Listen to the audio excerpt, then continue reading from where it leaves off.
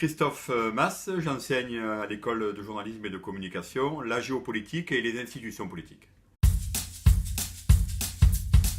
Je vais la chercher sur une chaîne particulière qui s'appelle Nat Geo Wild.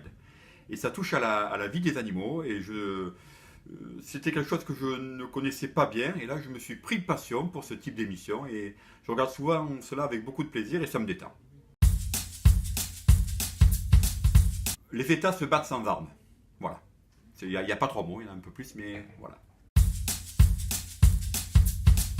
Je crois que pour intégrer l'IEJ, ce que je conseillerais aux étudiants, c'est bien sûr d'être passionné par la communication, passionné par la connaissance, passionné par les débats qui se passent actuellement aujourd'hui en France et dans le monde, et surtout, je dis surtout, essayer d'avoir un très bon fondement de culture générale parce que c'est important.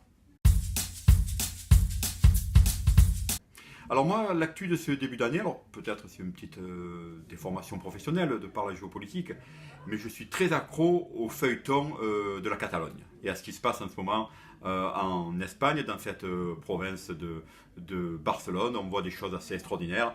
Petit exemple, aujourd'hui encore, on apprend que Puigdemont, le leader espagnol qui est exilé à Bruxelles, souhaiterait peut-être se faire désigner de par le Parlement espagnol comme gouverneur de la province catalane, soit avec l'appellation de président en exil, soit avec l'appellation de président légitime, et de mettre un proche de sa mouvance à la tête de la province catalane. Nous avons tous les jours des séquences particulières à ce feuilleton.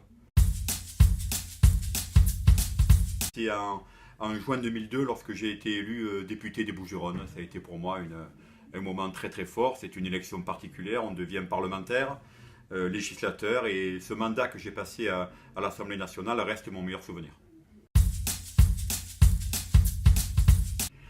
Du coup, plutôt les deux. Voilà, j'ai la chance de vivre en ce moment une expérience assez extraordinaire, c'est-à-dire je suis enseignant ici à l'école de journalisme et de communication. J'ai aussi mes mandats locaux de conseiller départemental et de conseiller municipal de Marseille.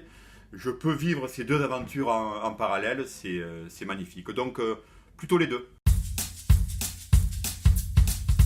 Un slogan pour l'IEJ, c'est difficile, pourtant j'étais prévenu, mais j'arrive pas à trouver de mots particuliers. Non, je crois qu'il faudrait travailler si j'avais à faire travailler des communicants sur ce slogan-là, il faudrait travailler autour de mots liés à connaissance, dynamisme et transmission.